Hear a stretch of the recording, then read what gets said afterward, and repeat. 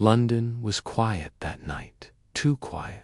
Inside a dimly lit townhouse, a mirror stood untouched for years, until one morning its surface began to whisper a story no one could explain, not with words, but with reflections that didn't match reality. When the police arrived, they found no fingerprints, no footprints, only the mirror, and within it, a scene that shouldn't have been possible. That's when Sherlock Holmes was called to listen to a story told not by a witness, but by glass itself. Was it memory?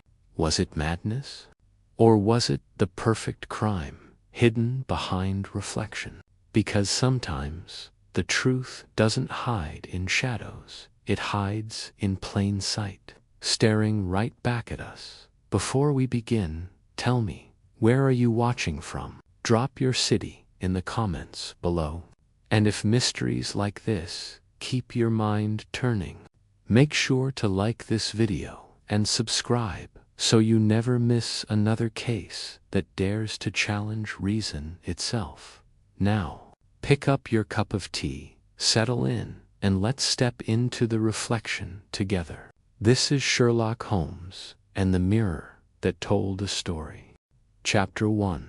The Mirror That Told a Story. It was in the chill of a London morning, the fog curling low along Baker Street like the fingers of a half-remembered dream, that I was stirred from slumber by the staccato tapping of Holmes' violin. The melody was erratic, piercing, dissonant, and altogether unlike his usual contemplative compositions. I rose, donned my robe, and stepped into our sitting room to find Holmes seated cross-legged upon the hearthrug, bow in hand, a small silver-backed mirror resting on the arm of his chair. "It is curious, Watson," said he, without looking up, "how very much of a man's nature may be discovered in the way he dusts a mirror." "A curious remark before breakfast," said I. "What on earth are you examining it for?" Holmes set aside the violin and rose, pacing to the window. "That, my dear fellow, is precisely what I intend to determine." Before I could inquire further, Mrs. Hudson appeared with a card upon a salver. "A visitor, sir. Inspector Lestrade." Holmes' eyebrows lifted a fraction. "Then we shall have no need of hypothetical mirrors, Watson. Scotland Yard brings us something more immediate." Lestrade entered, as only Lestrade could, brisk, humorless, and bearing the air of a man who disapproved of fireplaces and conversation in equal measure. He clutched a leather case beneath his arm and looked for all the world like a parson with ill news. "Well, Holmes," he said, not bothering with pleasantries, "I've something for you, though I'll wager even you'll find it a puzzle." "That, Lestrade," Holmes replied, gesturing to a chair, "is exactly what I hoped to hear. Pray, begin." Lestrade placed the leather case on the table and clicked it open. Inside lay a small square mirror about the size of a man's palm, its surface cracked in one corner and smudged as though hastily wiped. "This," he said, tapping the mirror, "was found clenched in the hand of a dead man at the foot of the Duke's Stair in Mortlake Manor. No sign of forced entry, no wound, just ... dead. Heart stopped, we think. His name was Algernon Beckett, an antiquarian, apparently well respected." Holmes took up the mirror gently, tilting it toward the gaslight. "No blood," he murmured, "no signs of struggle." And yet his hand clutched this with a force that required 2 constables to prise it free. "Interesting. What position was the body found in?" "On his back," Lestrade said, "as though he'd fallen. But the fall was minor, 3 stone steps. A child wouldn't have bruised an elbow. No weapon, no poison, no clear motive. Was the mirror his? Holmes asked. That's just it. No one recognizes it. His housekeeper says she's never seen it before, and Beckett was a meticulous man every item catalogued. His collection was quite valuable, by the way. Books, curiosities, old Venetian clocks, and such. Holmes was silent for a time, turning the mirror over in his hands. Then he sniffed it. Lavender oil, he said. Faint but distinct. Applied recently. And this residue along the edge, Watson. Would you pass me the glass slide and scalpel on the cabinet? I complied, and Holmes, with remarkable delicacy, scraped a grain of reddish-brown substance from the crack brick dust. I suggested. Clay, Holmes said, with a high iron content. Surrey soil, perhaps. Mortlake does sit upon it, does it not? The inspector gave a grudging nod. It does. But what's that to do with a dead man and a mirror? Holmes smiled faintly. That is precisely what we must find out. Lestrade leaned forward, his voice lower now. There's one more detail. The mirror was found turned toward him, as though he was looking into it when he died. Holmes froze. Then he said quietly, we must assume, for the present, that the mirror did, in fact, tell him something, and that what it told him killed him. I admit I felt a distinct chill pass through me then. Holmes, too, seemed affected, for his manner became graver than I had seen in months. He rose abruptly and took down his coat. Watson, fetch your revolver. I suspect this is not merely a matter of fainting hearts and slippery steps. To Mortlake Manor, then? I asked. To Mortlake, Holmes said.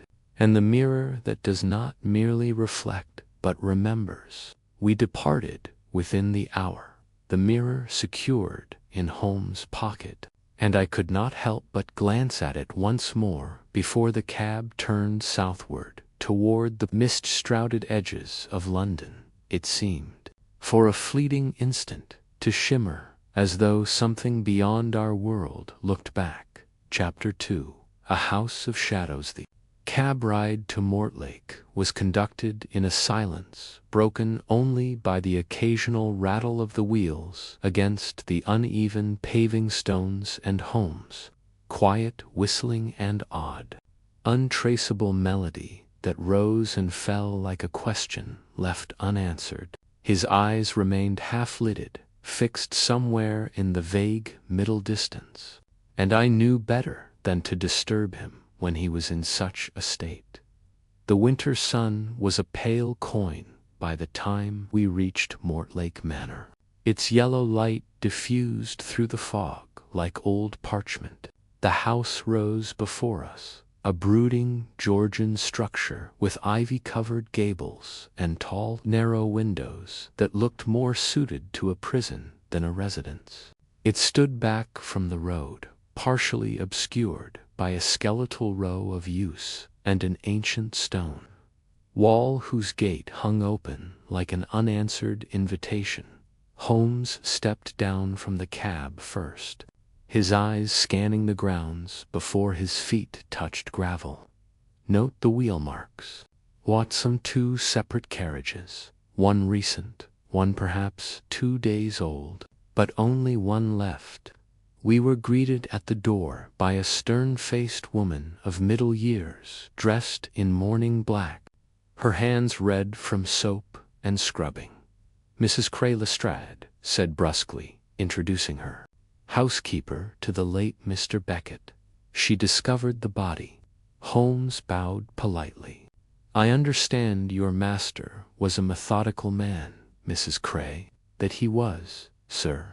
Never a hair out of place, never a plate moved without his say. His house was his sanctuary. He used to say so often enough, and yet he kept no mirror like the one we found. She shook her head firmly. Never, Mr. Beckett said. Mirrors were for the vain and the forgetful. Claimed he preferred to look backward through books, not reflections. May we see the room where he died? Holmes asked gently. She led us inside. The entry hall was dimly lit and silent, save for the ticking of a long case clock. Its hands showed 10:15. Holmes paused before it and raised his brows. Has the clock stopped? No, sir. That's what it read when I found him. He must have wounded just before. Her voice faltered. We proceeded up a narrow staircase, each step creaking with the slow protest of age, and turned into a study at the end of a corridor. It was a handsome room, though far from grand high shelves lined with ancient volumes. A roll-top desk beside the hearth, and 2 chairs arranged before a tall window, now veiled in frost. At the foot of the small staircase, descending to the private library, mere 3 stone steps, undisturbed. This, Lestrade murmured, pointing to the top of the short flight, is where he was found. Holmes dropped to one knee, withdrawing a small magnifying lens from his pocket. He examined the edge of the first stone step, then the baseboards, then ran his finger slowly along the floorboards leading from the hearth to the landing. No dust disturbance, he murmured. No sign of sliding or panic. Curious. He then turned his attention to a brass reading lamp upon the desk. This lamp was lit when you found him? He asked. Yes, Mrs. Cray replied. Odd, too, since he usually used the candelabra. He hated the glare of modern bulbs. Holmes rose and moved to the hearth. Upon the mantel was a carved wooden clock, its pendulum still. He gently lifted it, 11-05, he read. A second, conflicting time stop. I noticed that, Lestrade said. Means nothing, though, does it? He could have stopped it earlier in the evening. Possibly, Holmes replied, though his tone said otherwise. Yet Mr. Beckett seems a man unlikely to neglect a clock. He turned to the shelves, then, running his fingers along the spines of books, most bound in calfskin or worn vellum, arranged alphabetically by subject. Holmes paused at a volume, Reflections in the Late Italian Renaissance. He pulled it down and opened it near the center. There are smudges here, Watson, recent, the oils of a living hand. Do you think he was reading it? I asked. Or reaching for it, Holmes murmured. Look closely at the mirror's location again. It was clutched in his hand, not shattered on the stone. That tells us it came after the fall, or he never fell at all. He walked slowly to the steps and knelt, eye level with the first stone. No blood, no bruising. Yet rigor had already begun when the constables arrived. Yes, indeed, said Lestrade. Dead at least an hour, we reckon. Then, I repeat, Holmes said softly, he did not fall. He knelt, or perhaps collapsed in place. A cold breath passed through the room as though the house itself had heard him. Holmes rose suddenly. There is something else I must see. He strode past us down the stair, not toward the door, but toward a narrow passage we had overlooked, concealed partly behind a hanging tapestry of St. George. Watson, your revolver, he said, without looking back, just in case. We descended into a colder part of the house, a corridor lined with storage cabinets and low arches. At its end was a heavy door, reinforced with iron bands. Holmes turned the latch and pushed it inward. A private vault. Inside were 2 Venetian clocks, 3 sealed crates labeled Acquisizione, Firenze, and atop a velvet-draped table, another mirror. but this one was much older. Its frame was etched with intricate symbols, and its surface had blackened with age. Like water left to rot in a silver bowl, Holmes stood before it, utterly still. This, he said, was Beckett's secret. I stepped closer and felt, for a fleeting instant, a tightness in my chest as though the air refused to leave. Holmes turned away abruptly. We must leave this chamber for now. There is more to learn above, and less air down here than truth. He passed out of the vault, and I followed, unease clinging to me like a fog-bound coat. The house seemed darker than before, and though Holmes said nothing as we exited, I saw the tiniest flicker of something rare upon his face. Doubt. Chapter 3. The visitor at Dusky returned to Baker Street, under a sky the color of tarnished brass. Holmes said little during the ride, save for a few sharp observations made in half-uttered murmurs, more to himself than to me. He kept the cracked mirror in his coat pocket, wrapped in a silk handkerchief as though it were a relic from a distant tomb.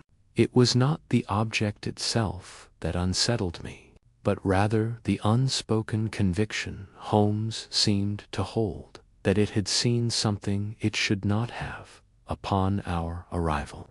He tossed aside his coat, rang for tea, and seated himself cross-legged on the settee with the mirror before him on the cushion. Watson, he said, without turning his gaze, what do you make of a man who hides a vault of ancient mirrors beneath his study, claims no vanity, and dies while staring into one he supposedly never owned?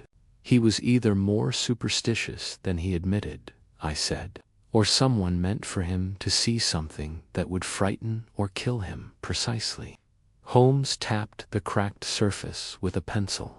And yet this mirror bears no mark of death, no symbol, no residue, no strange craftsmanship, at least not visibly. I sat opposite him, and the one below.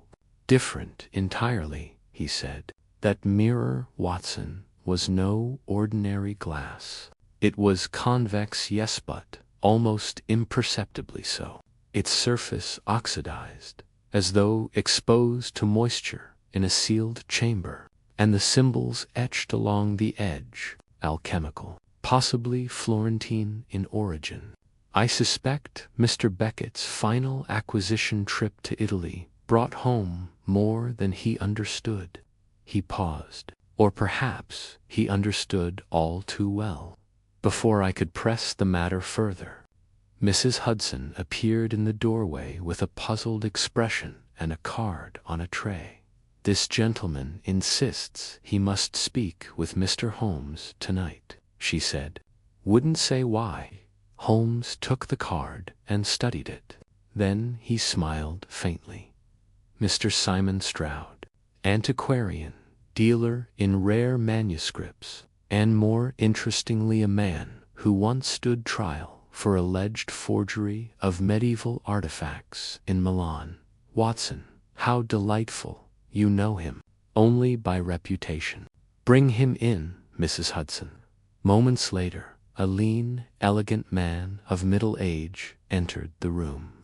His dark coat was sharply tailored, his gloves tight to the wrist, and a trace of foreign cologne followed him like a shadow. His eyes, dark and sharp, flicked about the room before resting squarely on Holmes.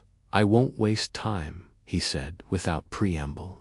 I read of Beckett's death this morning, and I came because I know what killed him. Holmes gestured to a chair, his eyes unreadable. Then you are either brave or foolish, Mr. Stroud. Stroud smiled. Both, perhaps. You knew Beckett well enough to call him a rival, less so to call him a friend. He outbid me at auction in Florence last November. An obscure lot of mirrors, supposedly from a suppressed Venetian monastery. The seller said they were tools of observation, though I suspect he meant it in the mystical sense. You believed they held supernatural properties? I asked, more out of habit than conviction. Stroud hesitated. Just briefly, let us say, he replied. I have seen things reflected that did not originate in this world. Holmes' lips curled faintly, a convenient ambiguity. And yet, you came. Why? Because Beckett contacted me a week ago. He said one of the mirrors, one he had not catalogued, was missing, that someone had been in his home. He feared he was being watched, not by a person, but by the glass itself. And did you dismiss this as the rambling of a collector grown paranoid? I did, Stroud said, until I received a letter this morning. He reached into his coat and withdrew an envelope. Holmes took it, eyes narrowing. The writing was elegant, though the ink was slightly smudged, as if the paper had been folded before it dried. It read, Stroud, if you see Holmes, tell him not to trust the mirror. It does not tell the truth, it tells only what it remembers. And some memories should not be seen. Burn it, or it will do what it did to me. A.B. Holmes leaned back. The ink is fresh. Written no more than 3 days ago, and posted the day before his death, Stroud said. You see why I came. Holmes stood, folding the letter neatly. Tell me, Mr. Stroud, why would a man of your intellect believe a mirror remembers? Stroud's face grew pale. Because I saw my father in one, 15 years after he died. There was a long silence in the room, broken only by the ticking of the mantel clock. Then you believe Algernon Beckett was shown something? Holmes asked quietly.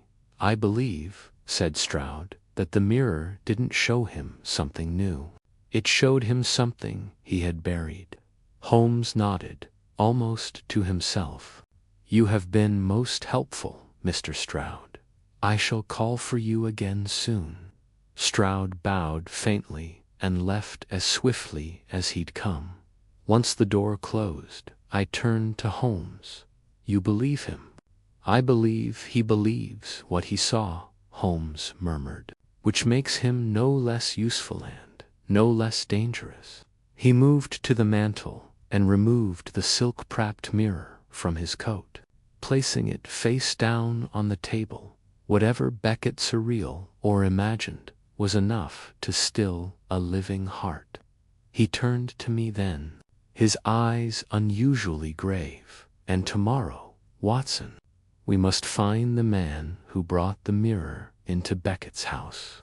I frowned. The dealer? Holmes shook his head. No, Watson. The delivery man. Chapter 4. The man who carried the mirror the next morning dawned gray and listless, as if London itself, recoiled from the mystery Holmes was beginning to unravel.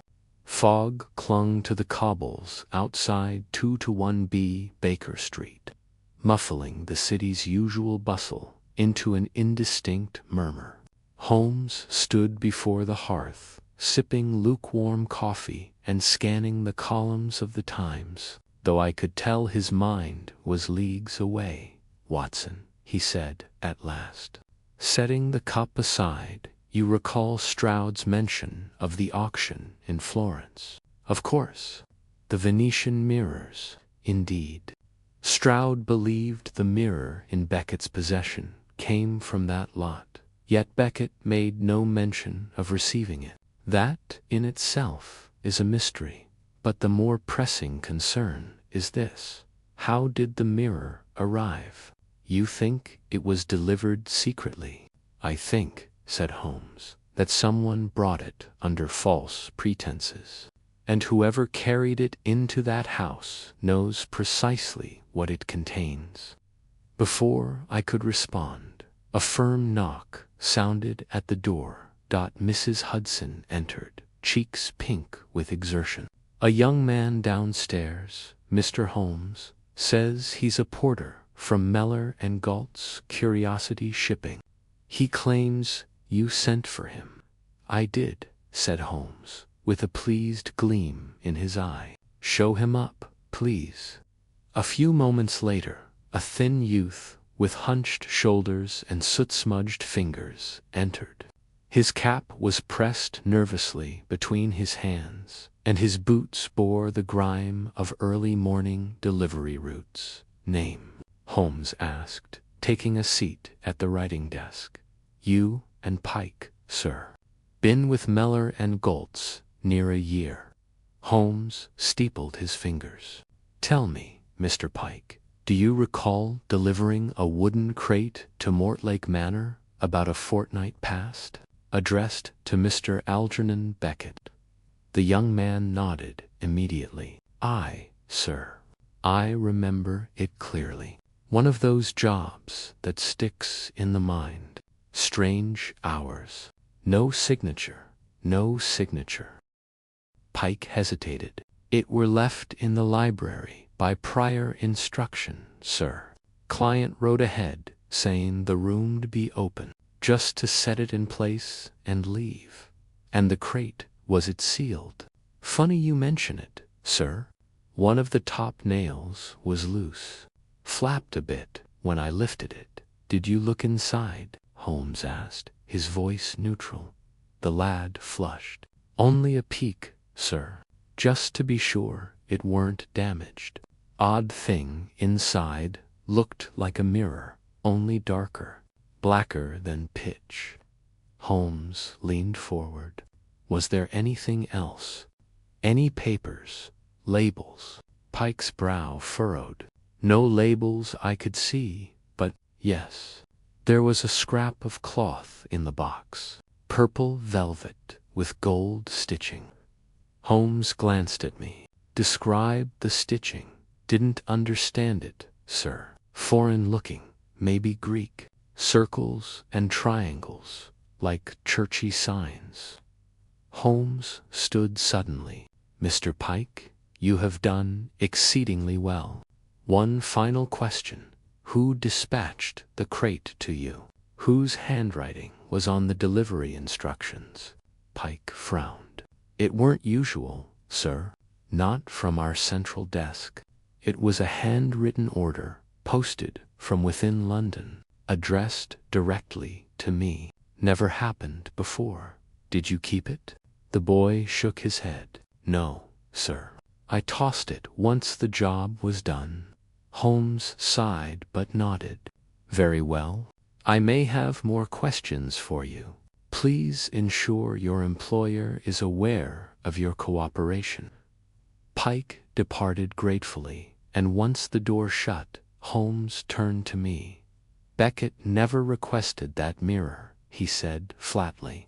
It was planted delivered, under the guise of a legitimate shipment, and the crate reused. Whatever cloth Pike saw was not packaging. What's in it was a ritual cover. Then someone sent Beckett a cursed object.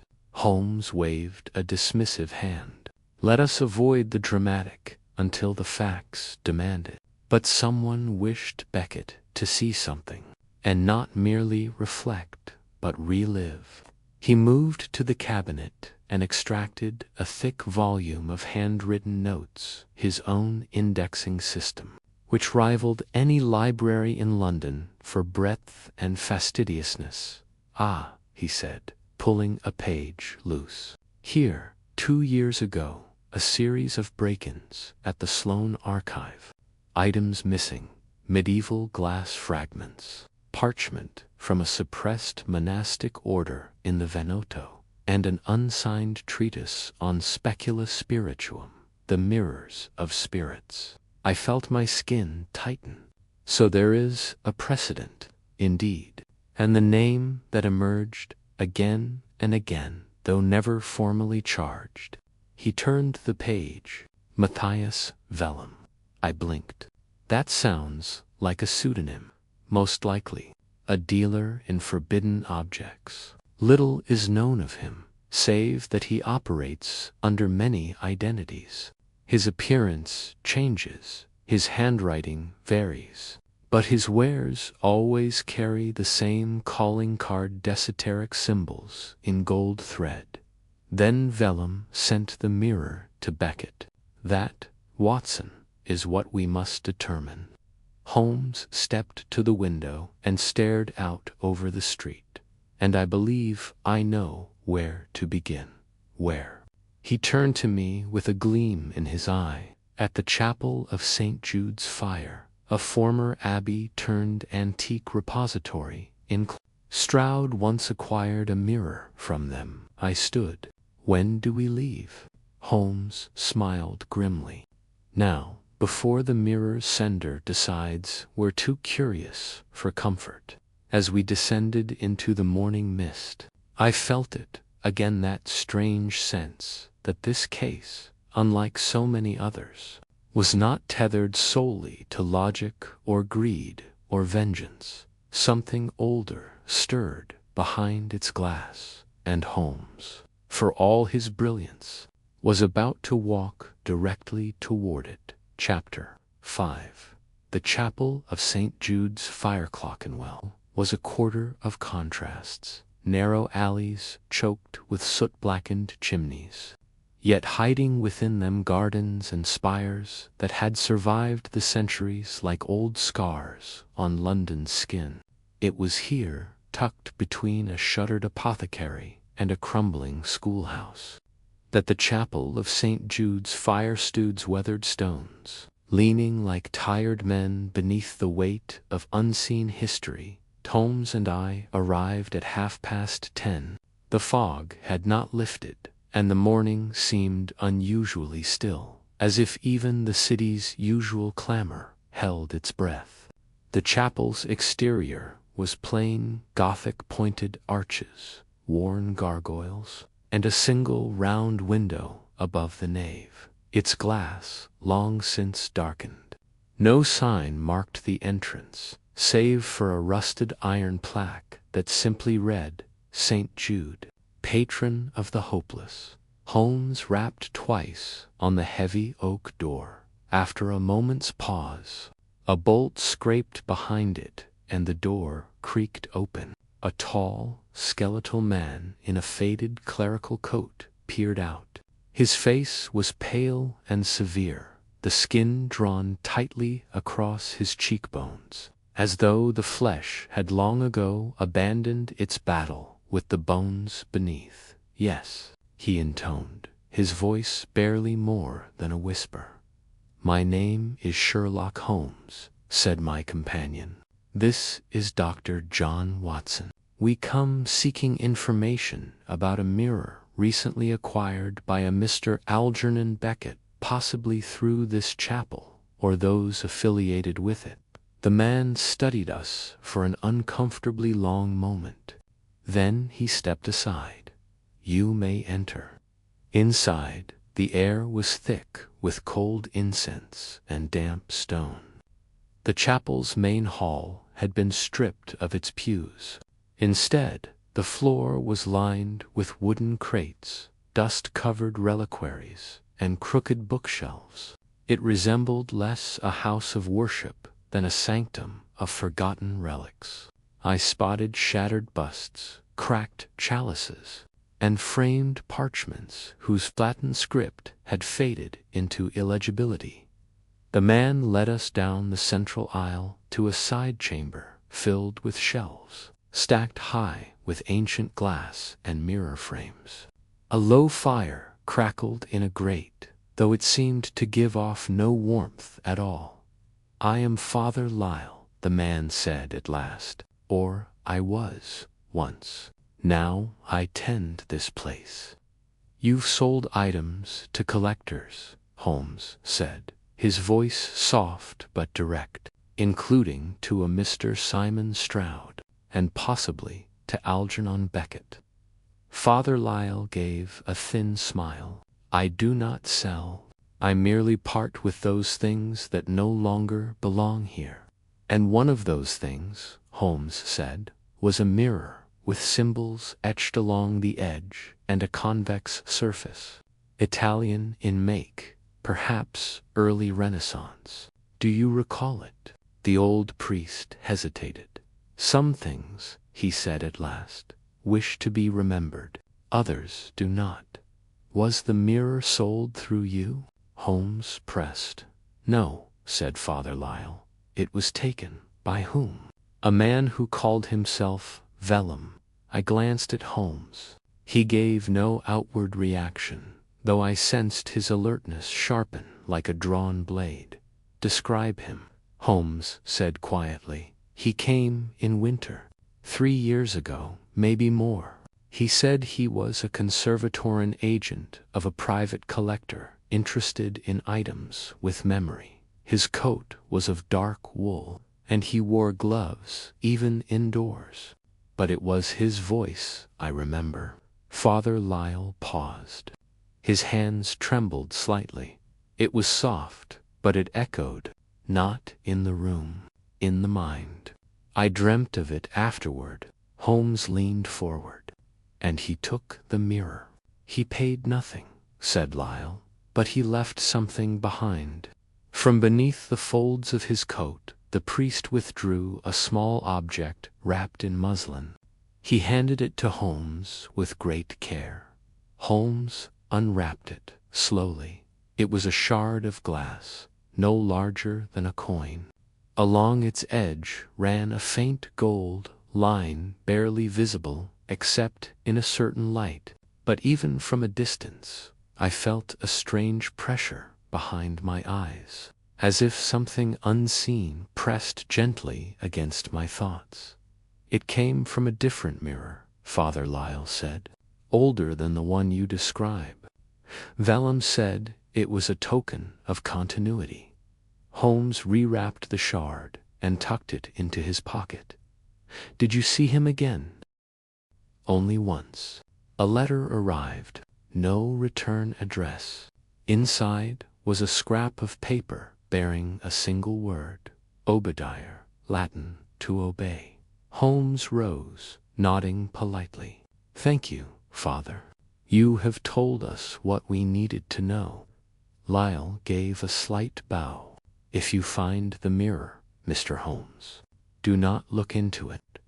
Outside, the fog had grown thicker, and the streets seemed even quieter than before. Holmes lit a cigarette and stared down the street, his eyes far away.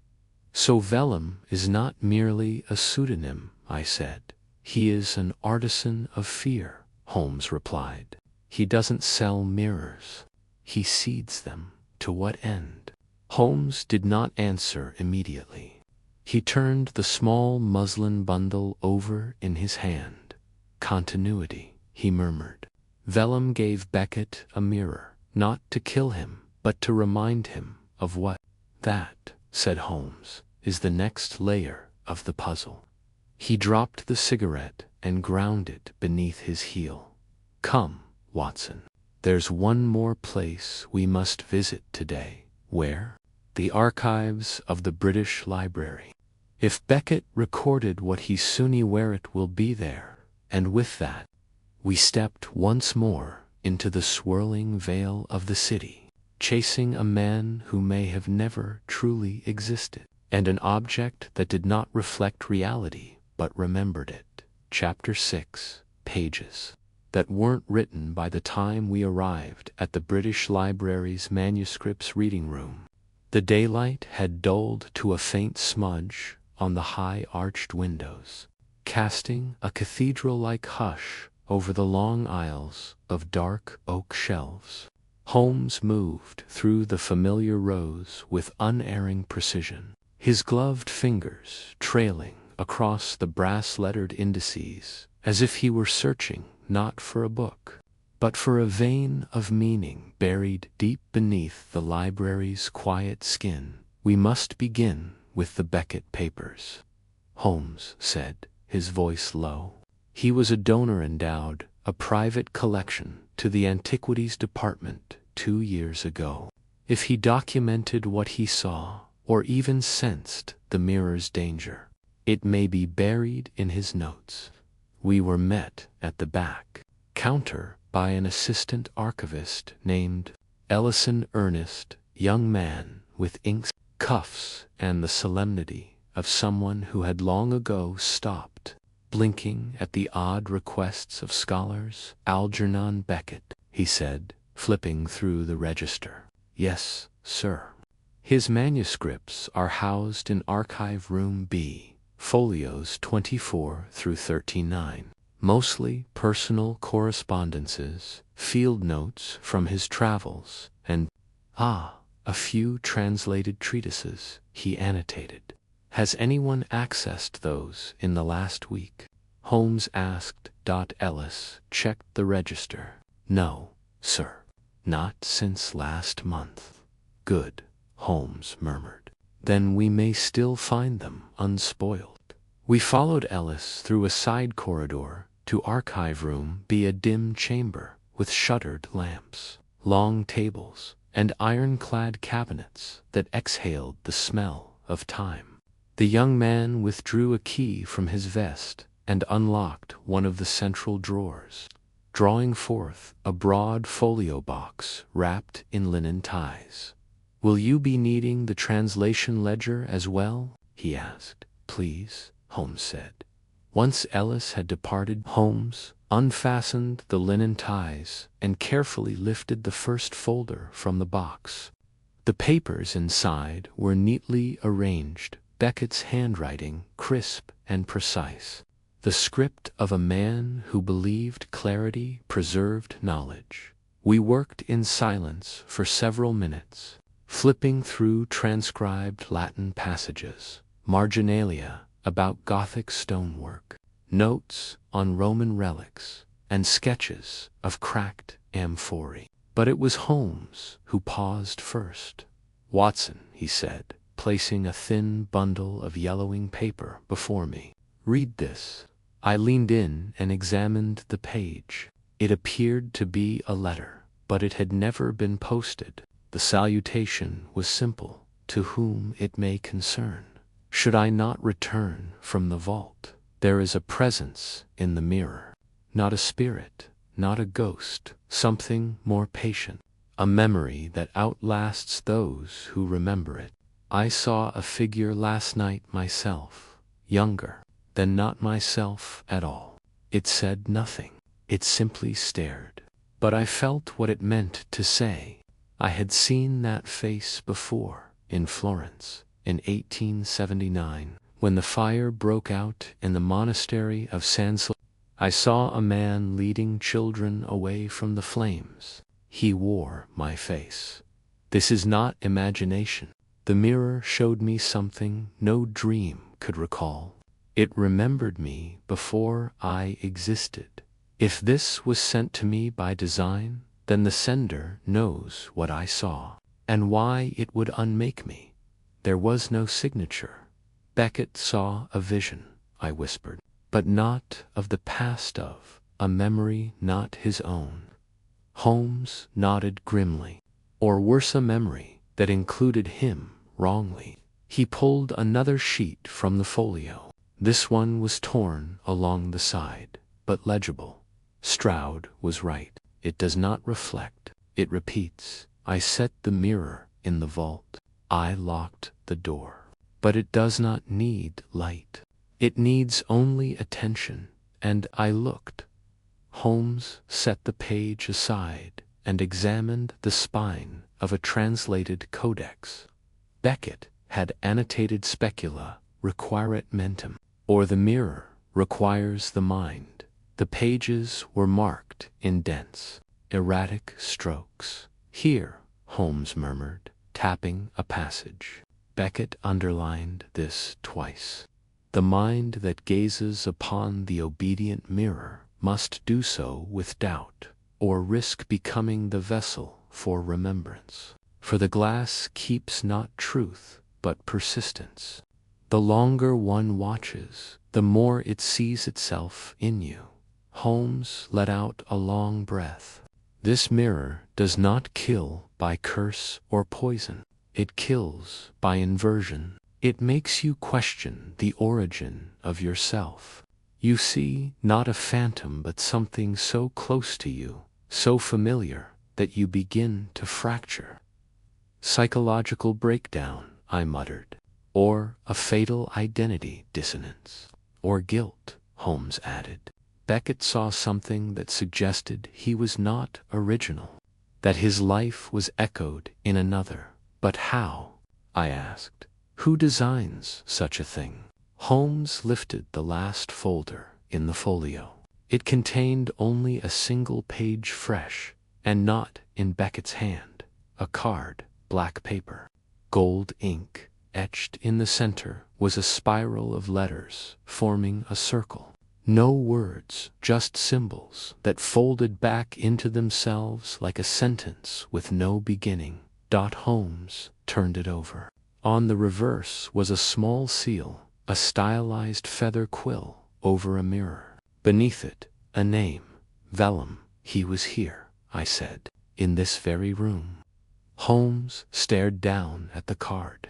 He's inviting. He left this for us to find. He tucked the card into his coat. We're not merely chasing a killer. We're following a philosophy. Holmes replaced the papers and shut the box. His voice, when he spoke again, was quiet but urgent. Vellum believes the mirror remembers us better than we remember ourselves. And what now? Now, Watson, he said, striding for the door, we find the last person to see Beckett alive. I rose. Who? Holmes didn't turn. The housekeeper. And for the first time since the case began, I saw something unusual in his posture, not uncertainty, but dread. Chapter 7.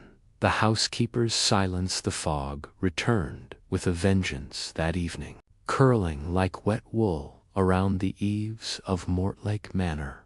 Holmes and I stood once again before its iron gate, the heavy mist muffling every sound and giving the house an air of brooding detachment as though it had withdrawn from the world in Beckett's absence.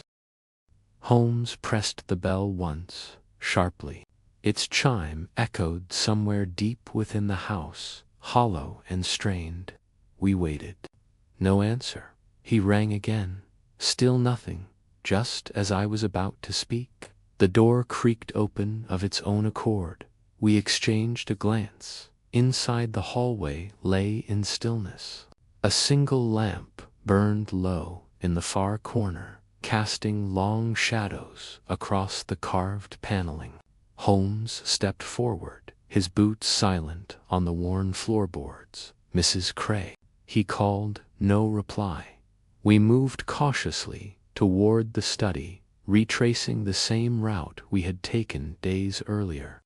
When we reached the threshold, Holmes paused. The rug that had once lain at the foot of the small stair was gone. In its place was something else, scattered across the floor. In a wide arc, as though thrown, were pages, handwritten letters, torn from a journal. Holmes knelt, collecting a few. The ink was blotted, the writing frantic. I hear him now, in words, but in breath. It fogs the glass, even when I look away. I told him to stop visiting me, but he said he never had. I watched myself pour tea this morning. I do not drink tea. Beckett didn't write these, Holmes murmured. Different hand, feminine, nervous strokes, lighter pressure. I looked toward the door. Mrs. Cray. Holmes rose. Let's find the kitchen. We moved through the rear corridor, the chill deepening with every step. The kitchen was dim, the hearth. A kettle sat askew on the stove, untouched. Holmes stepped inside and paused by the pantry door. There was a sound, not movement, but breathing. He opened the door. Mrs. Cray sat on a stool, her back against the inner wall, her eyes wide and unfocused. She clutched a rosary in one hand, her lips moving. though no words emerged. "Mrs. Cray," Holmes said gently. She did not respond. He knelt beside her. "Madam, please. We are here to help you. You must tell us what you saw." Her gaze shifted slowly to his face, as though drawn by effort. Her mouth opened. He was sitting at the desk. "Beckett." She shook her head, just slightly. "No, the other." Holmes' eyes narrowed. "What other?" Her fingers tightened around the rosary. He was facing away. "I thought it was Mr. Beckett. Same build, same coat. But when he turned, it was my face." Silence. "Pardon," I said, unsure I had heard correctly. She shivered violently. "It was my face, staring at me, old and worn, but mine."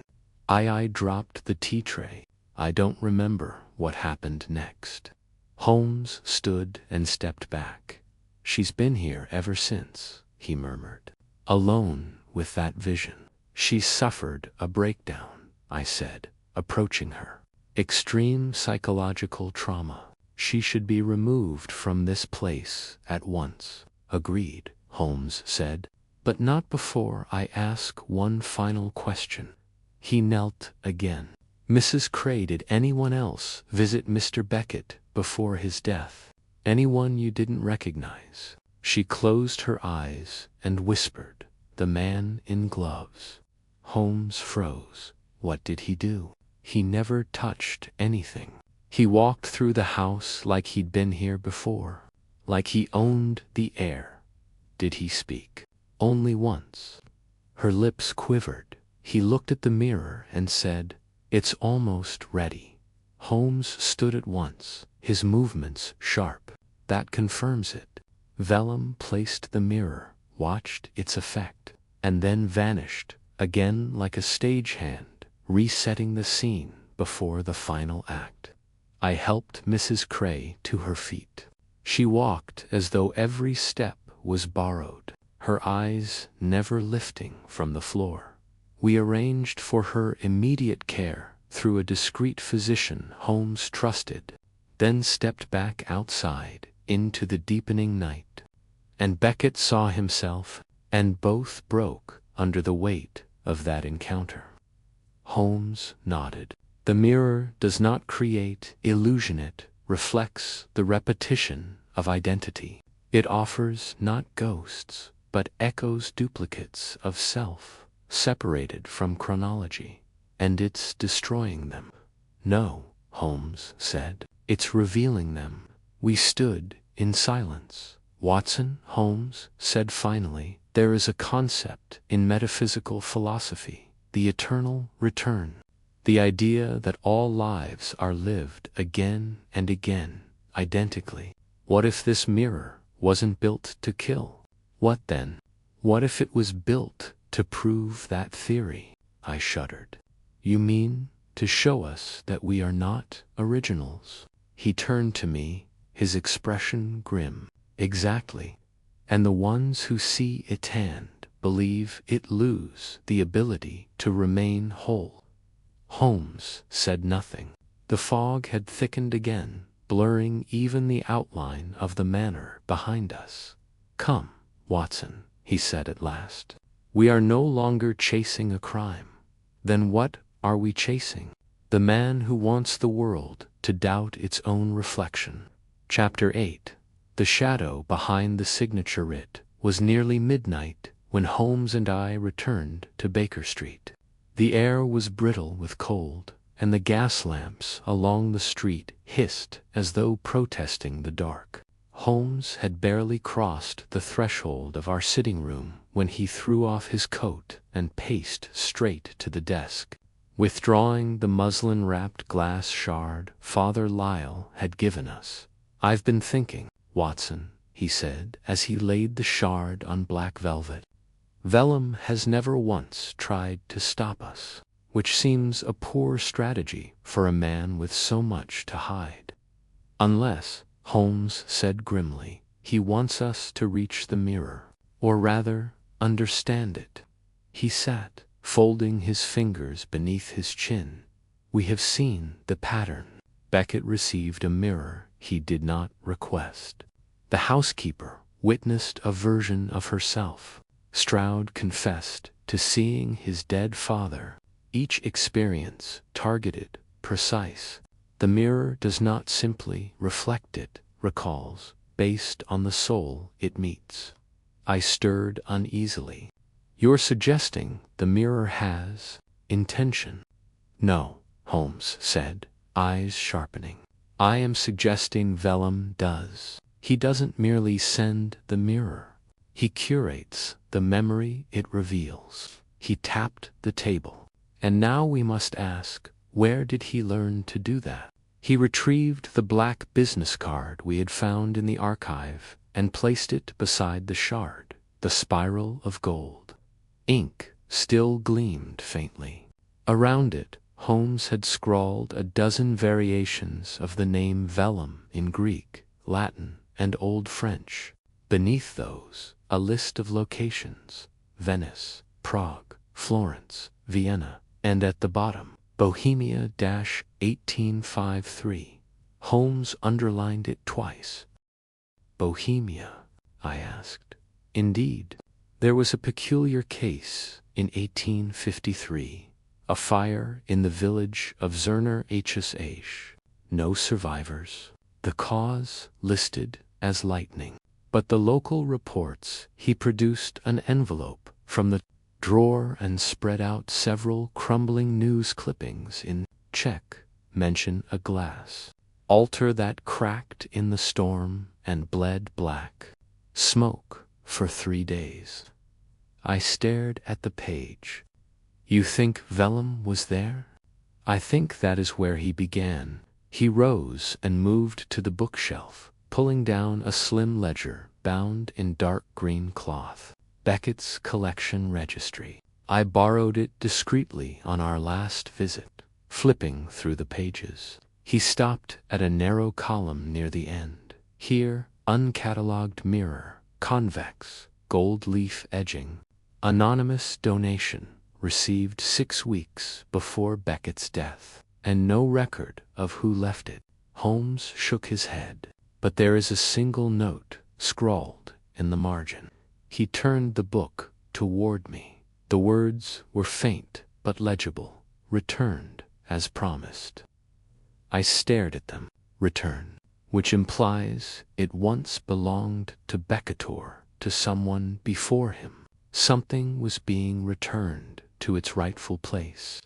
I stood. "So the mirror isn't just an object of obsession, it's part of a long exchange. A chain of possession stretching back, how far?" "Possibly centuries," Holmes said. "And vellum isn't its creator. He's its keeper." Holmes sat again, looking uncharacteristically weary. The kind of weariness born not of physical strain, but of wrestling with something too large to name. "He's building a map," he said softly. "A map of perception, one soul at a time." There was a knock at the door. Holmes stiffened. I moved to answer it, but Holmes raised a hand. "Wait, look first." I parted the curtain by an inch. A man stood on the doorstep. He was dressed plainly in overcoat, a scarf, gloved hands. A tall hat shadowed his eyes. In one hand, he held a package wrapped in plain brown paper. The gaslight caught the edge of something metallic inside. "Is it him?" Holmes asked quietly. "I don't know," I whispered. "He's not moving." Holmes walked calmly to the door and opened it. The man extended the package. "Delivery for Mr. Holmes." "From whom?" "No name, sir. Said it was already paid for." Holmes hesitated, then took the parcel. The man tipped his hat and turned away, vanishing into the fog with unnatural speed. Holmes shut the door and locked it. We placed the parcel on the table and unwrapped it carefully. Inside lay a wooden box. Within it, Cushioned in dark velvet was a mirror, not cracked, not dusty. It was pristine, convex, edged in gold at its center, the faintest shimmer of motion-like breath on glass. A note was folded beneath it. Holmes opened it. "You are nearly there, Mr. Holmes. But understanding requires reflection. You cannot see the map until you step into it." Holmes sat, staring at the mirror, his reflection warped and distant. I placed a hand on his shoulder. "We can destroy it, now, before it begins again." But Holmes shook his head slowly. "No, Watson," he said. His voice was low. "I fear it's already begun." Chapter 9. Echoes in the glass. The mirror remained on the velvet cloth for hours, untouched. Neither of us spoke. Holmes stared at it from across the sitting room, as though watching a viper warm itself by the fire. Outside, the night deepened and the fog coiled like a living thing along the windowsill. The fire in the hearth hissed faintly, as though it, too, was aware of the thing that now shared our space. "Nor touched your coffee.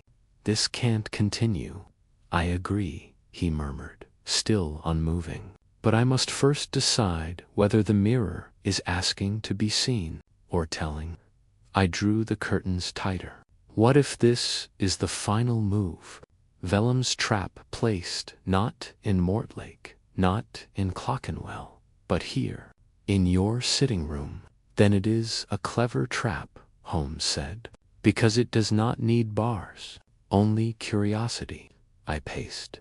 "We could shatter it, throw it into the Thames." "We could," Holmes said, "but then we lose the game." He finally rose, walked to the mirror, and studied his warped reflection. "Do you know what I see, Watson?"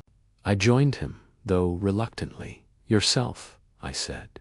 He shook his head. "A version, slightly leaner, eyes older.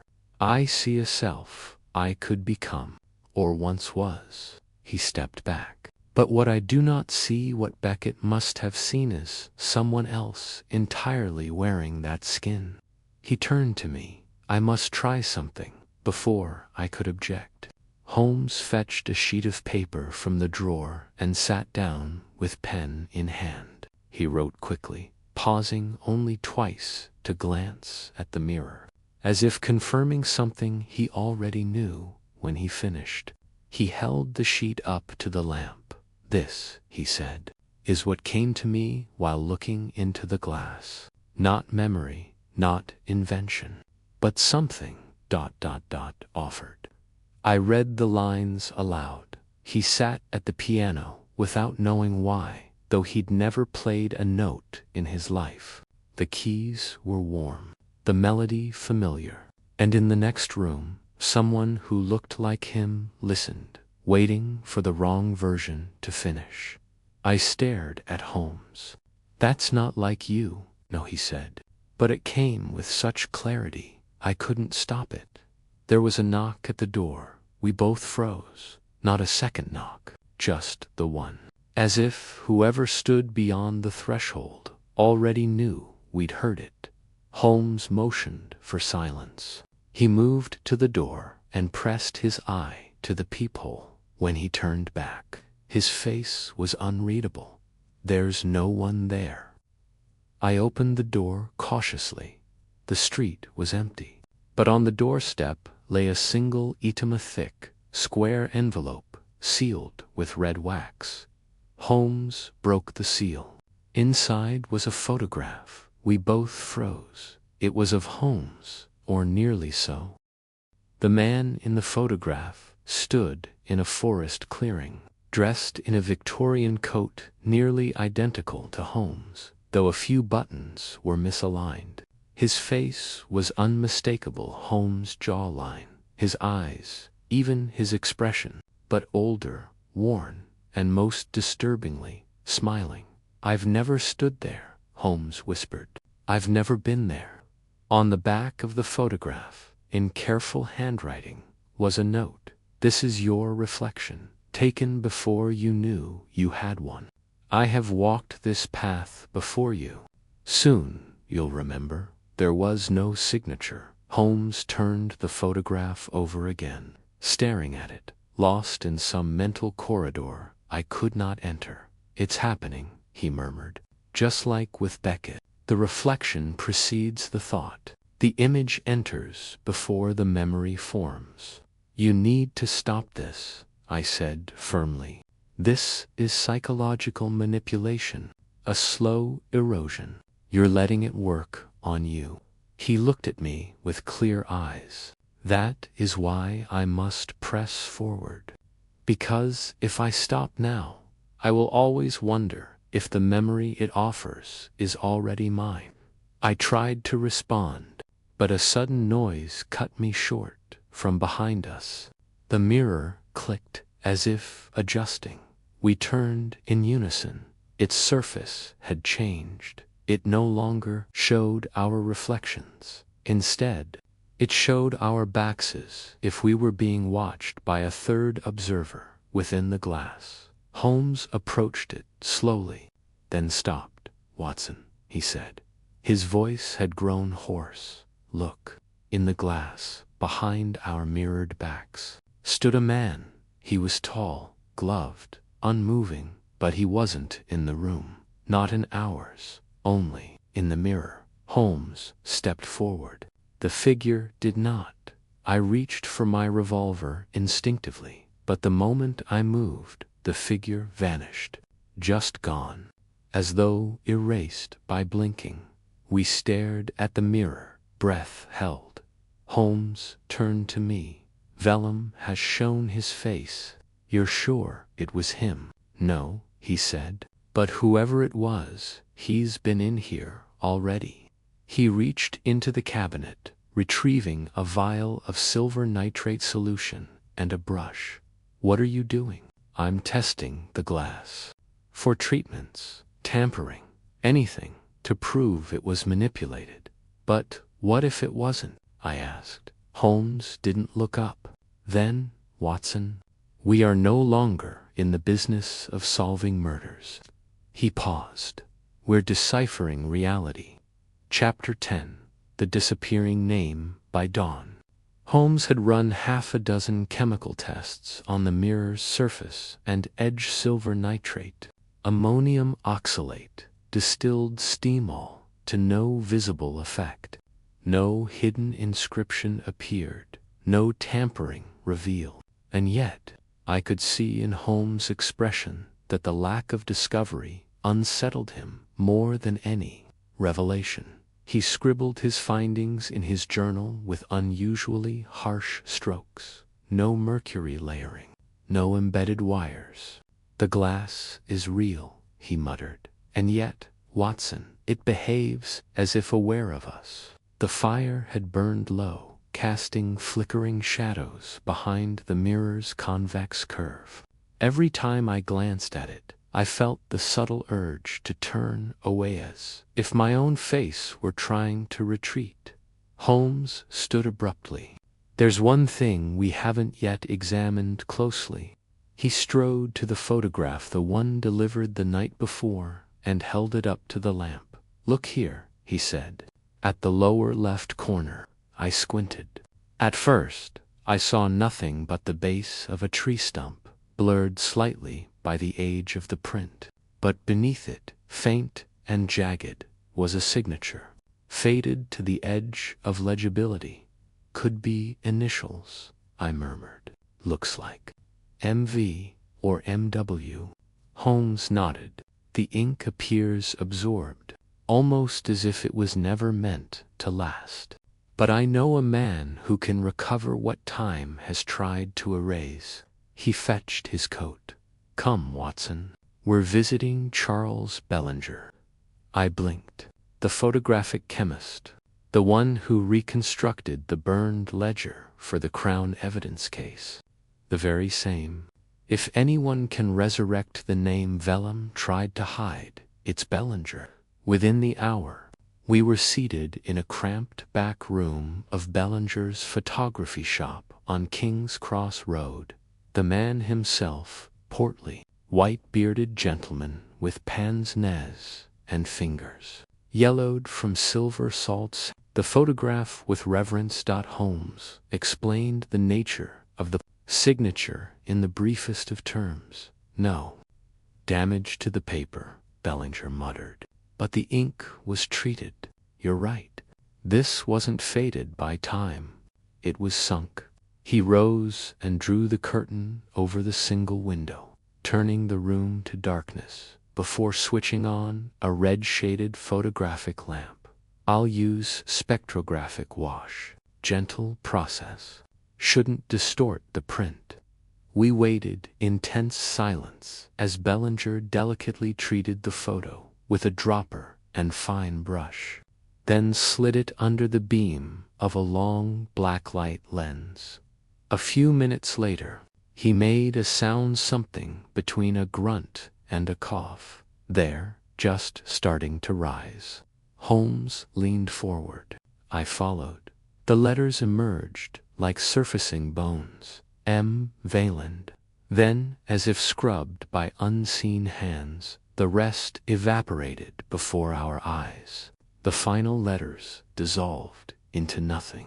Bellinger recoiled slightly. That's impossible. It was developing. And then it reversed, Holmes repeated. I've never seen the ink retreat. It's as if it but Bellinger didn't finish. We all stared at the image now. The signature had not only vanished, had warped. The paper was curling at its edge, though it hadn't touched heat. Holmes took it gently, placed it back in its envelope, and offered Bellinger a clipped thank you.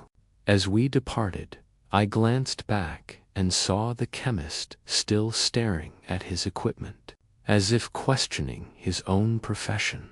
Once we were again in the chill of the London streets, Holmes said. It confirms what I suspected, that the signature was artificial. No, that it was alive. He quickened his pace. This is no ordinary ink. Vellum's work isn't content to be observed, resists observation. It behaves like memory itself, fickle, shifting, partial, only stable when left alone, and when examined too closely. Holmes stopped, turning to me with grim clarity. It changes, just as a recollection mutates under scrutiny. We crossed Tottenham Court Road in silence. As we neared Baker Street, Holmes paused outside a postbox and extracted the envelope again. This will not serve us through traditional methods, he said. Vellum does not operate within reason. He operates within perception. We must beat him there. I frowned. What do you mean? He looked at me. I mean it's time to go into the mirror. I stiffened. Holmes, surely not.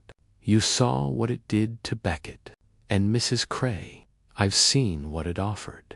It tried to fracture them, not with horror, but with familiarity. It made them doubt the origin of their own faces. And you think you'll fare better? Holmes gave a small, bitter smile. I think it's what he expects, which is why I must not go alone. I stepped back. Absolutely not. I will not watch you fall into that abyss. You won't be watching, Watson, Holmes said. You'll be following before. I could argue further. He entered our flat and lifted the mirror from the table. Its surface rippled faintly in the lamplight, though the air in the room was still. He set it upright and placed a chair directly before it. Then he sat. I hovered behind him, one hand clutching my revolver knot out of necessity but desperation. What do you see? I asked. Holmes was silent. Then I see the room, but not as it is. The fire is not lit. The curtains are open. And you, Watson, are standing to my left, not my right. A pause, and there's something behind you. Know someone? I turned, but nothing was there. Holmes, I said sharply. He didn't respond. His shoulders went rigid. Then, with deliberate slowness, he whispered, "It just smiled at me with your face." I reached for his shoulder, but in the mirror, he wasn't sitting, he was standing, and I was nowhere to be seen. Chapter 11. The Room. That watched UCI don't recall making the decision to touch Holmes. My hand was already on his shoulder before I realized it, but the moment contact was made, a change passed through him like a current. He jerked as though surfacing from water, drawing in a sharp, involuntary breath. His hands, which had been resting lightly on his knees, clenched the fabric of his trousers with such force that his knuckles blanched. "Holmes," I said, "are you with me?" He turned his head slowly, and for a terrible moment I feared that the man before me was not the Holmes I knew. His gaze was distant, unfocused, as if his mind had not fully returned from whatever place the mirror had drawn him. Then, gradually, his expression changed. The clarity came back. "I saw a room," he said at last, voice hoarse. "This room. But older, threadbare, absent of you, yet full of echoes." I stood where I sat. I looked at myself from behind and I wore your face. But it wasn't mimicry, Watson. He looked up at me, his eyes glinting. It felt earned. I didn't understand. Earned. As though I had grown into it through years I have not yet lived. A chill crawled across my scalp. Holmes stood, stepping away from the mirror, but he did not take his eyes from it. The mirror is more than a device of memory.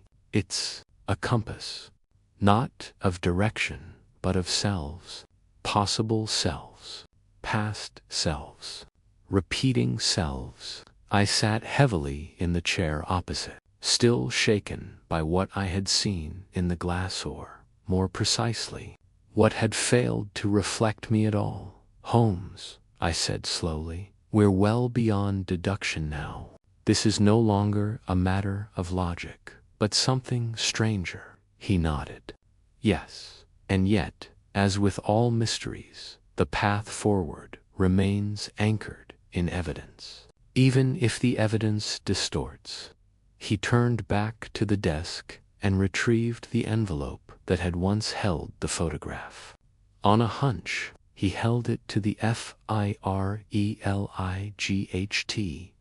Something faint shimmered inside. He slid a blade along its seam and unfolded a second sheet tucked within the lining, thin as onion paper, nearly translucent. Across it, in minuscule print, was a single passage: "If the mirror fails to break the mind, it learns to imitate it. Be wary of what follows you after you walk away. Not all shadows are cast by light." Holmes folded the note in silence. "What does it mean?" I asked. "It means," he said, "that Vellum's design was never simply to show us reflections, but to send them. To send them where? To us." The room felt colder, though the fire now burned high. Holmes resumed pacing. Beckett's last days were marked not by paranoia, but by duplication. He saw versions of people who had not arrived. His housekeeper saw herself, Stroud his father. I shuddered. We have both now seen others in the mirror. What if they do not stay in the mirror? Holmes's face hardened. Then we must find the place where they are made. He walked to the cabinet, removed a key from the underside of the drawer, and unlocked a small iron box I had seen him open only twice in our long acquaintance. From it, he drew a set of documents: travel permits, credentials, diplomatic letters. Most were forged. All were convincing. What are you planning?" I asked. "To confront Vellum, or rather, the idea of him. I believe he's left a trail in Bohemia. That convent, the one that burns Cerner HVA'd, it was no accident. That was the crucible. You mean to travel?" "Not alone," Holmes said firmly. "I assumed as much," I said dryly, though my stomach twisted at the thought. Before I could argue further, a sound interrupted Usa light. Tapping. It came not from the door, but from the mirror. Holmes and I turned in unison. The mirror sat undisturbed, no movement, no shimmer. But the sound came again. Tap, tap, dot, like a fingertip on glass. Holmes took a slow step forward in the reflection. I saw myself and Holmes beside me, and behind Usa. Third figure. Closer this time. Holmes reached out, but before he could touch the mirror, the surface changed. Not a distortion, but a clearing. As though a window were being wiped. In its center appeared a circle, gold-inked, spiraling inward. Holmes froze. "Watson," he whispered, "do you recognize it?" I nodded slowly. The same symbol on Vellum's card. The spiral began to rotate, not in the glass, but in our minds. I felt it burrowing behind my eyes, drawing me forward.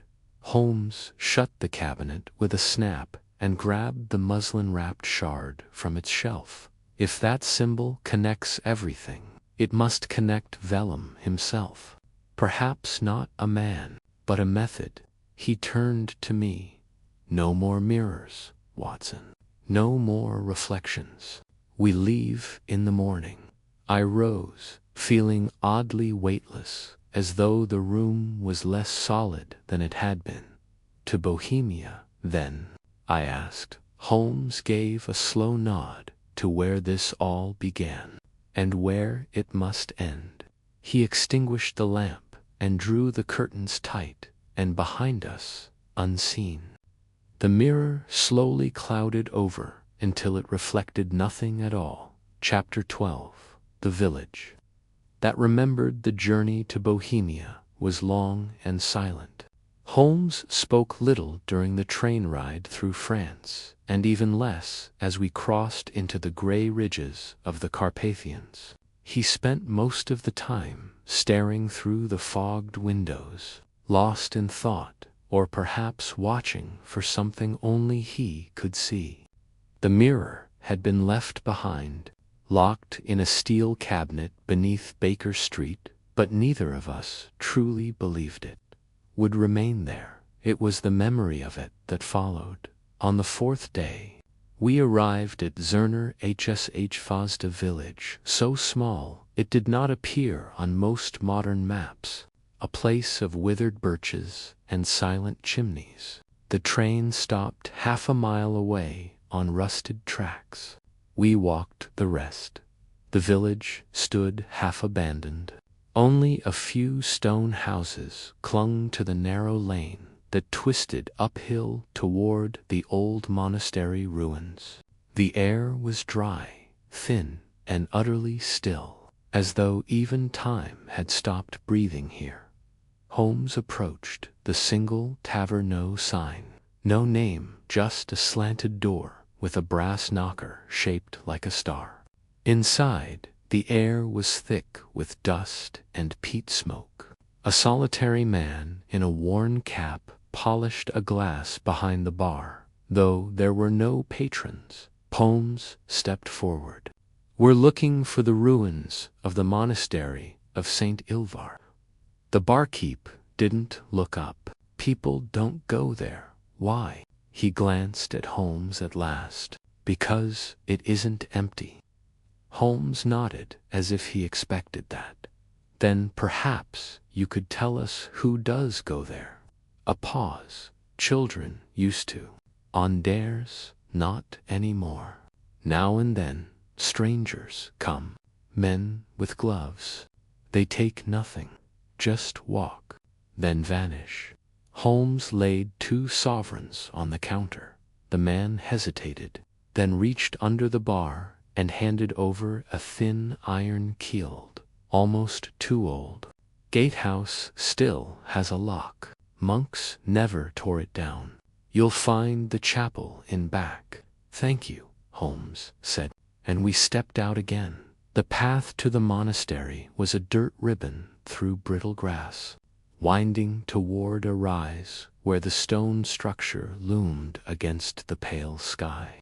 Its spire had long since collapsed.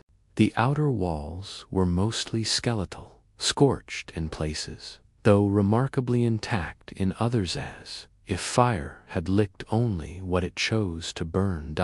As we approached, Holmes slowed. "Look at the archway, Watson." I did. The old gate stood slightly ajar, and above it, faintly carved into the stone, was a symbol I had seen before, the spiral, the same as on Vellum's card. Holmes unlocked the gate, and it groaned open with a sound like breath through cracked teeth. Inside, the air was cooler. We stepped into the cloister, where moss grew between stone tiles, and the silence was almost reverent. We passed old chambers, empty cells, collapsed stairwells. Nothing stirred. Then Holmes stopped.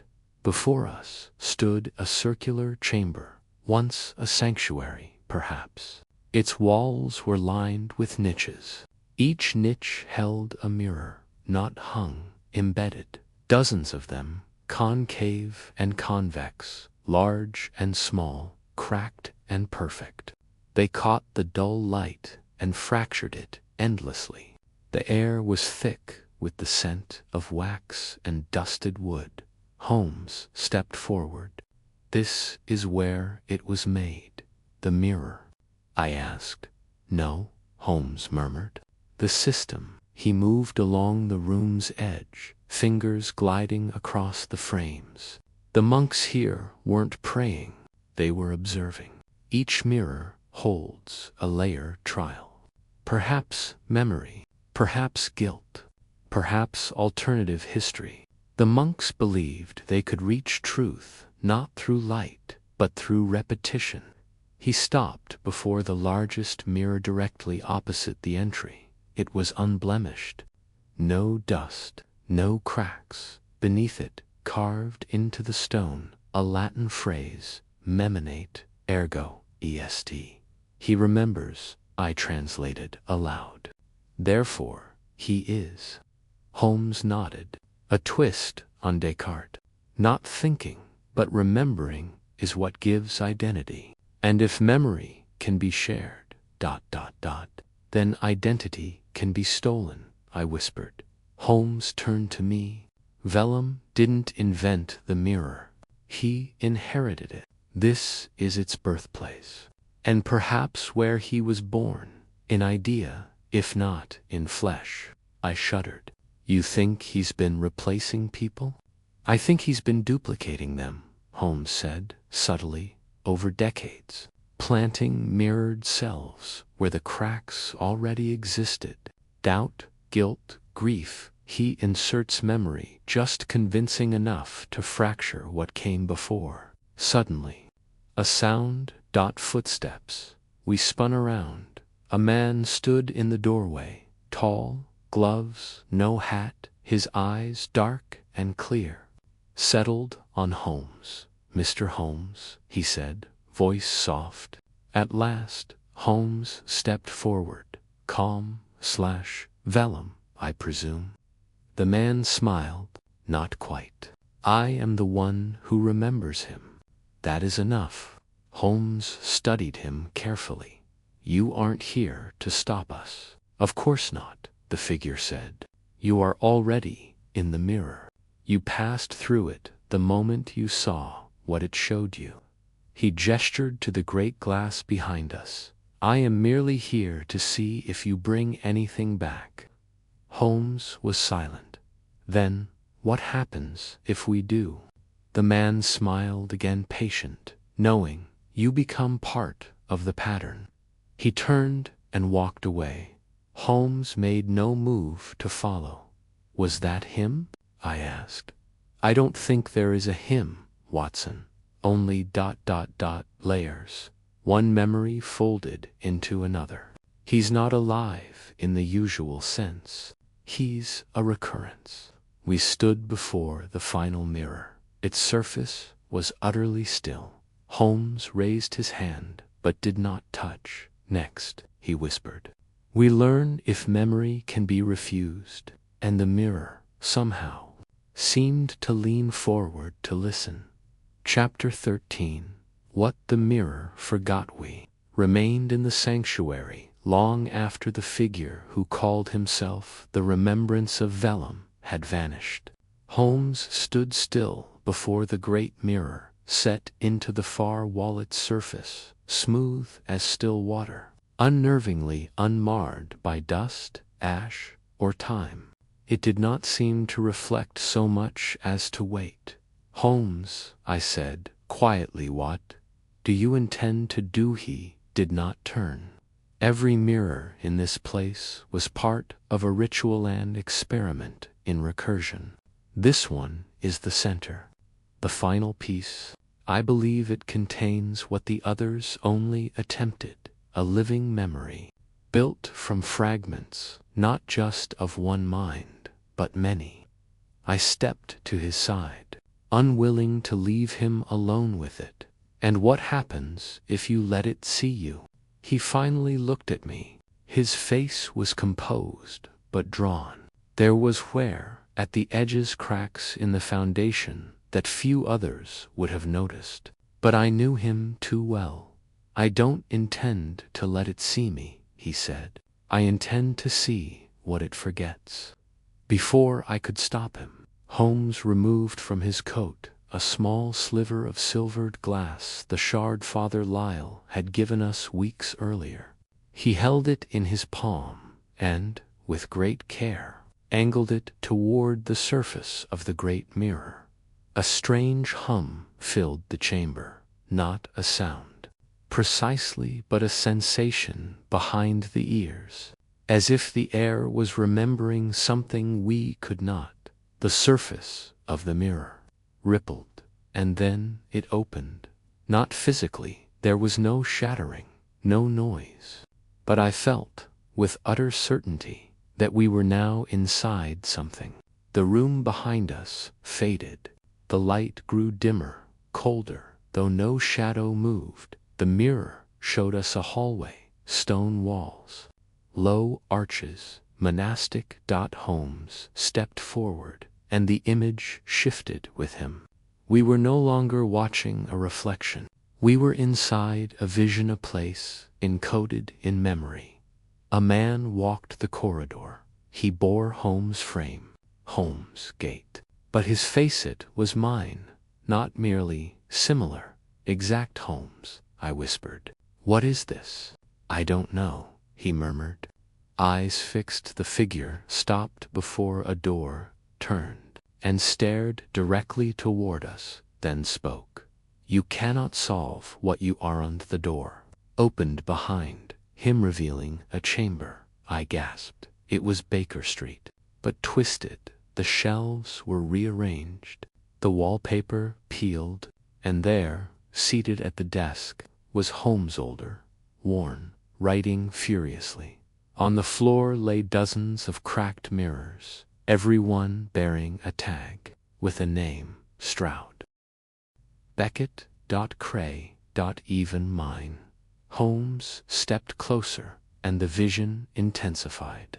We saw his older self glance up and smile, but not with comfort, with recognition, and behind him, on the wall, hung a spiral of gold-inked glass. Holmes reached toward the vision, and the surface of the mirror shattered inward. We both stumbled back. The chamber was silent again. Dust filled the air. Though no wind stirred it, the great mirror had fractured, not outward, as glass breaks, but inward, as if collapsing into itself. Its edges curled in, caving like a wound. I turned to Holmes. What did you do? I showed it something it didn't recognize, he said, still staring. A shard of its own memory, but broken, incomplete. He knelt beside the warped remains. At the base of the shattered frame, something had emerged from the crack. A small, circular lens. Old ground crystal, edged with brass. Holmes picked it up, studying it under the failing light. A viewing lens, he murmured, like those used by early watchmakers, but not for the eye, for the mind. I peered over his shoulder. The lens contained an engraving so faint it was nearly lost to the grain of the glass. Ad memoriam non servet to memory. It does not serve, I translated. Holmes nodded. A failsafe, a limit, perhaps even a rejection. He stood. The monks believed memory could shape identity, but they also feared its weight. This lens, I believe, was made not to magnify what was remembered, but to shield against it. I stared at the broken mirror. Then it's over. Holmes glanced at me, and in his silence I felt no certainty. We've broken the central lens. But the pattern was never in one object. It's in the eyes of those who've seen it. He looked down at the lens again, and I have seen too much. We departed the monastery as night fell. Our footsteps, the only sound in a land that felt impossibly old. Holmes did not speak again until we reached the village at the edge of the road. He paused. I am not sure anymore, Watson, whether vellum is a man, or simply the memory of what people used to be when they believed reality could be rearranged like letters on a page. He handed me the lens. Keep this, in case I forget who I am. You won't, I said. But even as I spoke the words, I feared I had already said them before. In another room, in another memory, and that I would say them again. Chapter 14. The Name. Beneath the glass. We returned to London 2 days later. The city greeted us with its familiar, sullen sky and the clatter of wheels. On cobblestone a comfort, after the quiet dread of Bohemia. Yet, as we ascended the familiar steps to 2-1B Baker Street, I could not shake the feeling that we were re-entering not our home, but a memory of it. Holmes paused outside the flat before placing his hand on the doorknob. You feel it too, he said.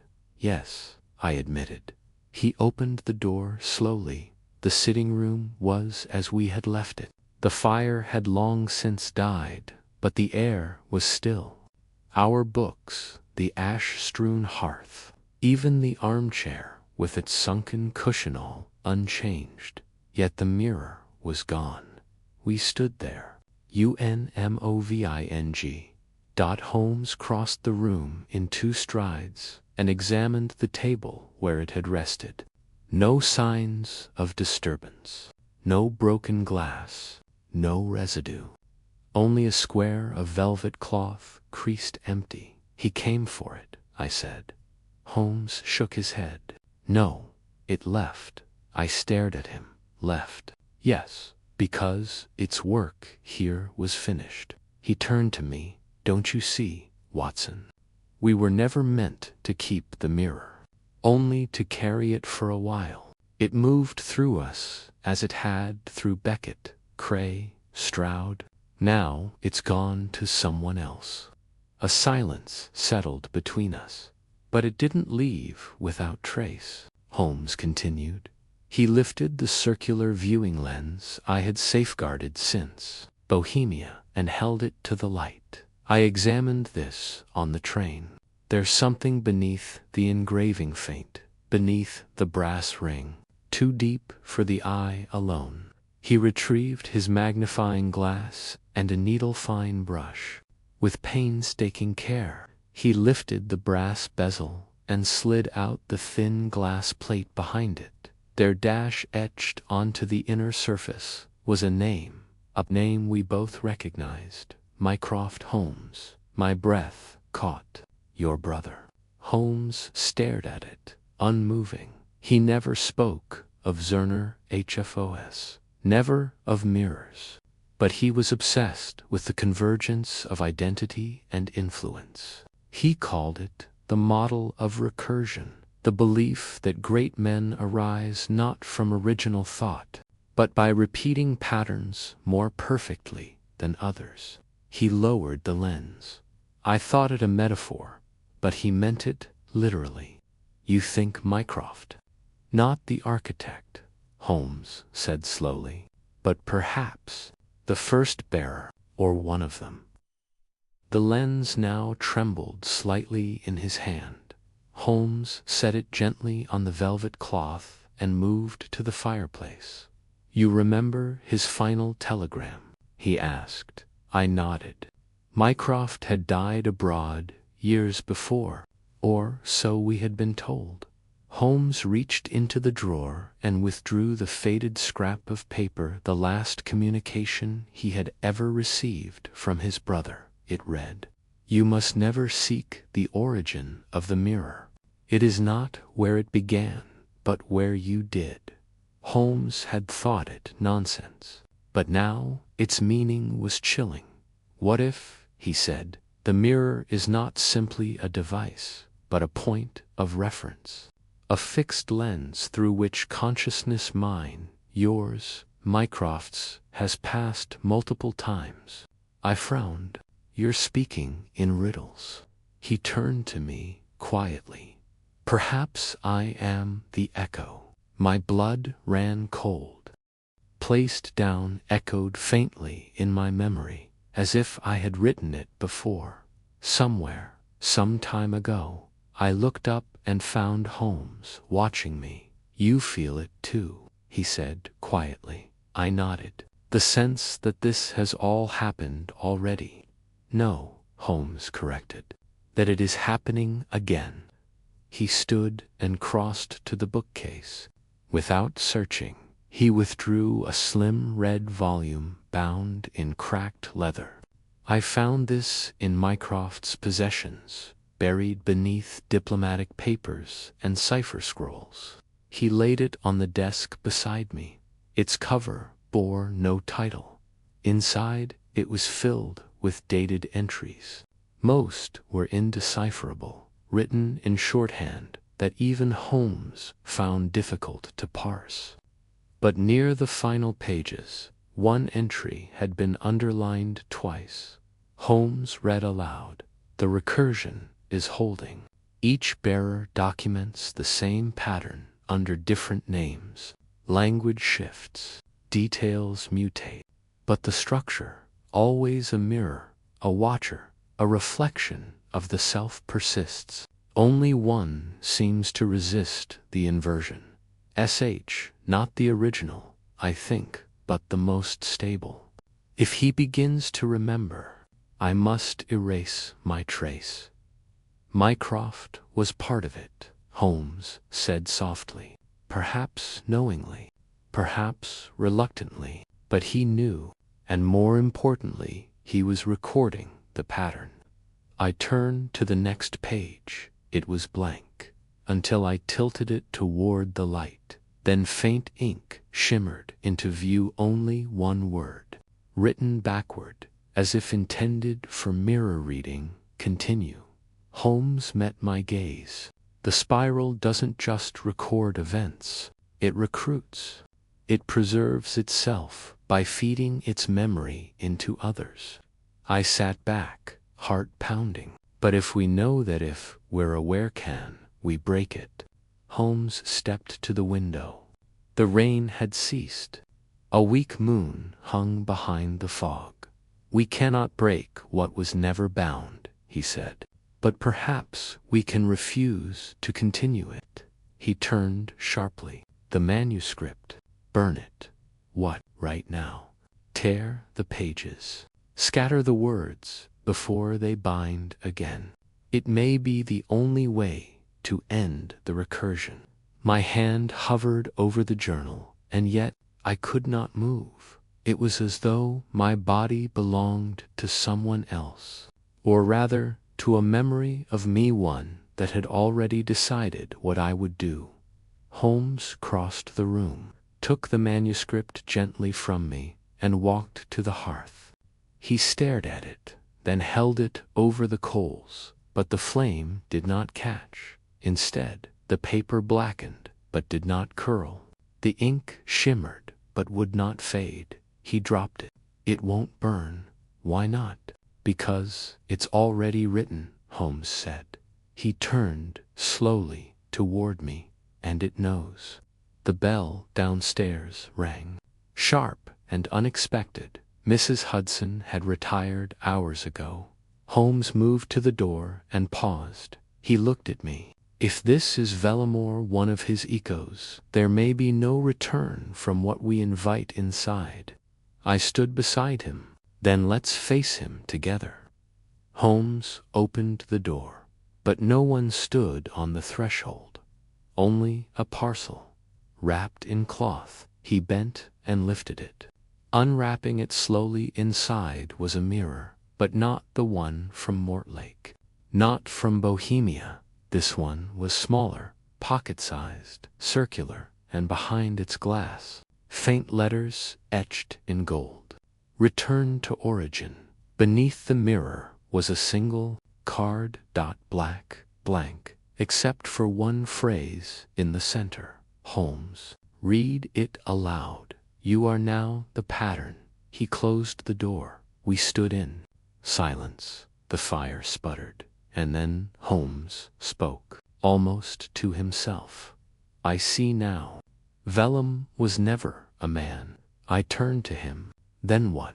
Holmes looked at me. He was the moment the story repeats, and in the mirror's surface, though we tried not to look, two figures remained, not our reflections, but our replacements. Already waiting to begin. Chapter 17. The reflection left behind for several days after the arrival of the second mirror. Holmes and I lived in a silence I can only describe as suspended, not in fear nor paralysis, but in a peculiar stillness of thought, as though both of us had reached the edge of reason and found, beyond it, not madness, but a kind of quiet resignation. The small circular mirror remained wrapped in its cloth, placed beneath Holmes' desk. Neither of us dared destroy it, nor did we consult it further. It was not that we feared what we might see, it was that we feared what it might remember for us. It was Holmes, finally, who chose our next move. "One last thread remains," he said one morning, rising from his chair with the slow, deliberate grace of a man carrying too many thoughts at once. "Not vellum, not the mirror, but the record." "You mean the manuscript?" I asked. "I mean the story itself," he replied, gesturing toward the black-bound notebook resting on the mantel. "It continues because we allow it to. We feed it through ink, through retelling. But what if we were to end it not by silencing it?" I frowned. "Finishing the story, would that not complete the pattern?" "Precisely," Holmes said. "And patterns, once complete, do not continue. They become history, fossilized, closed. And so, together, we began to write. It was the first time Holmes and I truly collaborated on a narrative. In the past, he had always scorned the literary aspect of our cases. He left embellishment and emotion to me. But now, he was meticulous, even reverent. He insisted that we not fictionalize, not dramatizingly document, truthfully and wholly, every element of what had happened. Every clue, every echo, every vision. When the final page was complete, Holmes closed the journal with care. "It must be hidden," he said, "but not destroyed. It must be forgotten, not erased, he answered by opening a drawer in the desk and retrieving a key I had not seen before. There is a crypt below the Bodleian, he said, off the record. Mycroft once referred to it as the place where truths go to sleep. I nodded. You mean to bury it? No, Holmes replied, his voice calm. I mean to place it outside the spiral. The journey to Oxford was made in silence. We handed no luggage to the porters. We left no names on hotel ledgers. When we arrived at the Bodleian, Holmes moved with purpose through back corridors and locked iron gates until we stood in a low, arched cellar filled with forgotten boxes and sealed volumes. In the furthest alcove, behind a false shelving unit, he uncovered a narrow slit in the stone. There, he said, and he slid the manuscript into it. It vanished from view. Now, Holmes murmured, we forget it. But can we? I asked. That, he said, is the real test. We left Oxford as shadows lengthened across the stones. Holmes was unusually quiet on the train back, save for one remark as we crossed into London again. It's over, Watson, he said, because we chose to finish the story, not run from it, not repeat it. And the mirror? I asked, softly. He turned toward me, the faintest glimmer in his eye. Let it find another bearer. But it will not find this story again. It has already been told. A week passed, and then another.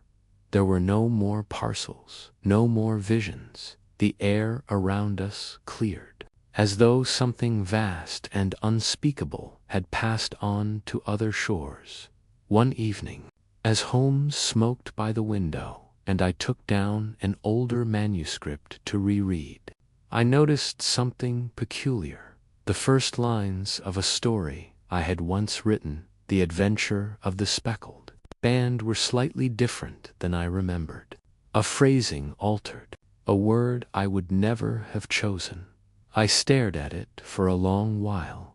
Then I turned to Holmes. I think the story is still echoing, I said.